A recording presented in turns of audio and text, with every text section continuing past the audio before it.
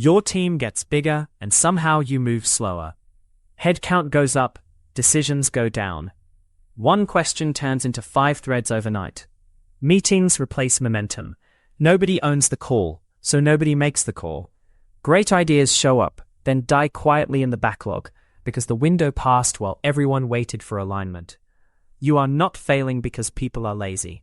You are failing because the system is designed to stall. Speed drops, costs rise, and the real choke point stays invisible. Moving to slide 2. The hidden bottleneck is decision load. It grows faster than your ability to coordinate. Every extra person adds relationships, dependencies, and opinions that have to be managed before work can ship. Execution is rarely the limit. Coordination is.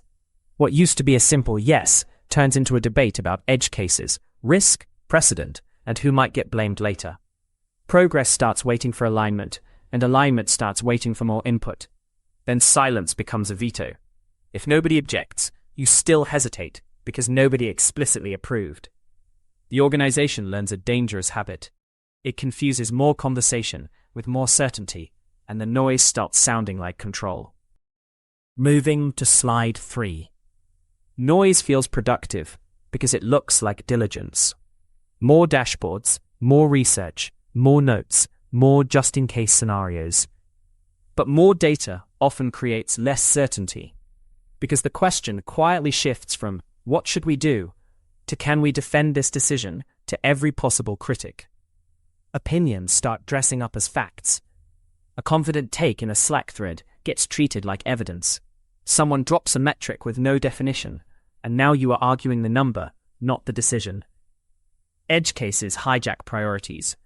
You spend 40 minutes on the rare scenario instead of the common path that drives 90% of outcomes. Docs sprawl, context vanishes, and the newest doc contradicts the old doc, which contradicts the spreadsheet, which contradicts the dashboard. Then everyone walks into the same discussion, citing different numbers, each technically true in a different time frame, segment, or methodology. If you want speed, you have to force shared reality. One source of truth per decision, one metric definition, one time frame, one owner for the narrative. Otherwise, the loudest interpretation wins, and that is where decision rights start to blur. Moving to slide 4. Decision rights blur when responsibility is documented, but not enforced. You might have a RACI, but daily work ignores it. Approval chains creep upward because nobody wants to be the one who missed something. So people add reviewers, then add approvers, then forward it to a director just to be safe. Leads turn into human routers, moving decisions between stakeholders instead of making them. Ownership also shifts midstream. A project starts with one accountable person, then halfway through someone says, "This affects my area." And now accountability is shared, which usually means accountability is missing. People wait because waiting is safer than acting. And the longer a decision sits, the more expensive it becomes to reverse, so it gets escalated again. That is how you end up with senior leaders deciding small things, while big things drift because nobody can get a clean yes. Speed comes back when you make decision rights real, a named decider, a clear input list, and a deadline where silence is not a veto. Without that, the calendar will take over. Moving to slide 5. The meeting trap is what happens when decisions have no home. Your calendar fills with syncs because discussion becomes the default container for uncertainty. Decisions get postponed until the right quorum shows up, which means they rarely get made on time. Pre-work is requested, then nobody reads it, so the meeting becomes a live read-through, and the real choice gets pushed to next time. Action items come out with no owners, or with 5 owners, which is the same as none. The same topic returns in a new meeting because nothing actually closed, it just moved. If you want out, meetings must be for decisions, not updates. Updates belong in writing with a single question at the top. What do you need from me, by when? When you do that, you stop chasing alignment and start building it where the context actually lives. Moving to slide 6. Context lives everywhere. And that sounds harmless until you try to make a decision. The why is buried in a Slack thread from 3 weeks ago. The what is in a doc that got copied, renamed, and quietly diverged. Tickets hold partial truth because they capture tasks, not intent. Email holds the approvals, but not the trade-offs that earned them. So when a new hire joins, they are not stepping into a story. They are stepping into scattered artifacts with missing chapters. That is how teams end up debating the same thing twice, shipping the same mistake twice, and burning time just reconstructing what used to be common knowledge. When the record is fragmented, certainty disappears. Moving to slide 7. When the record is fragmented, risk becomes personal. If you cannot point to a clear decision trail, every outcome starts to look like someone's fault. Blame feels closer, even when nobody is trying to blame anyone. So people hedge with alignment. They pull more stakeholders in, not to improve the decision, but to distribute the liability. Then small calls start to feel irreversible. A pricing tweak, a copy change, a backlog reorder. On paper, these are reversible. In a messy system, they are not, because you cannot easily prove why you chose it, what you considered, and what signal would tell you to undo it. Leaders feel that too. They fear surprise outcomes, like a customer escalation that reveals nobody can explain the reasoning. That fear creates a reflex. Push decisions upward. One more review, one more sign-off, one more meeting. Soon the org chart becomes the decision system. Speed drops, ownership blurs, and everyone gets safer, not better. The fix is not more meetings. It is a better place for decisions to live. Moving to slide 8. Start with one shared workspace for decisions, not just documents. Capture the options you considered and the trade-offs you accepted. Link the evidence, the ticket, the doc, the thread, and the data snapshot that mattered at the time. Assign one owner and one deadline for the call.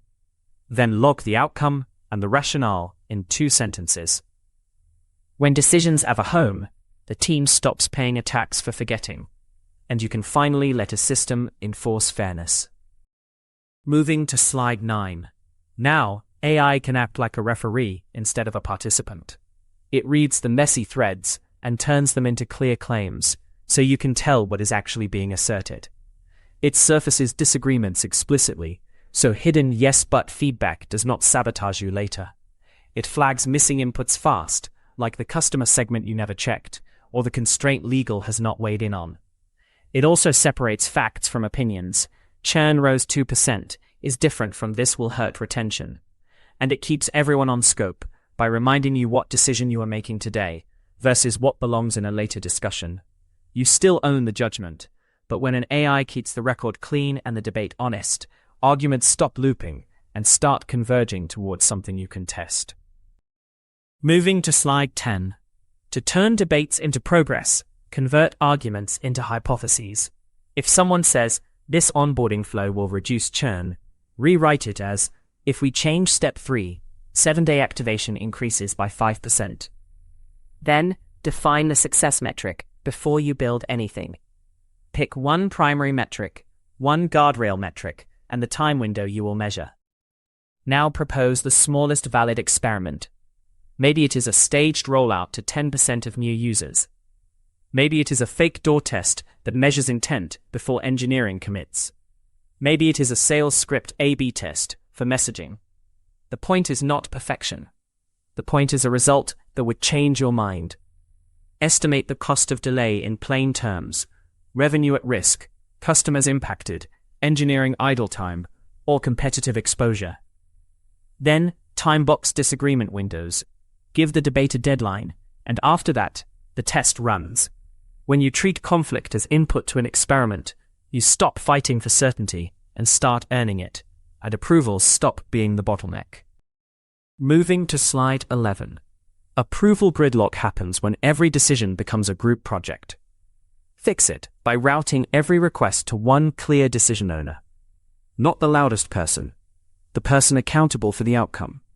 Your form or ticket needs one field that forces that owner, and the system should send it directly to them. Then cut the audience. Only notify true stakeholders, meaning people who either provide required input or will be materially impacted. Everyone else gets a link they can check later. Set a default approve with silence rule. If you need feedback, ask for it with a deadline and a specific question. If no one responds by the deadline, the decision moves forward. People can still raise a flag, but they must name the risk. Escalate only on risk, not on preference. Create 2 or 3 risk triggers like security, legal, brand, or spend over a threshold. Everything else stays with the owner. Finally, track an SLA for decisions. Measure time from request to yes or no. If you do not measure it, you will keep paying for delay. Fast decisions feel calm when they are also recorded. Moving to slide 12. If you want speed without chaos, you need a decision memory. Capture decisions in a searchable log with date, owner, context, options, and the why. Use reusable templates by decision type, so you do not reinvent the structure every time. Link postmortems to the original choice, so learning stays attached to the fork in the road. New hires ramp faster, and your team stops having the same argument in a new costume. Moving to slide 13. Here is your 14-day reset. Pick one decision workflow and use it for every request, even the small ones. Instrument time to decide, start to finish. Start with one team, not the whole company. Each week, review a simple decision log. What shipped, what stalled, and why. Keep the final call human, but make the path to that call predictable. If you want more systems like this, subscribe. In the comments, tell me the decision that currently takes your team the longest to make. Automation scales work. Understanding scales decisions.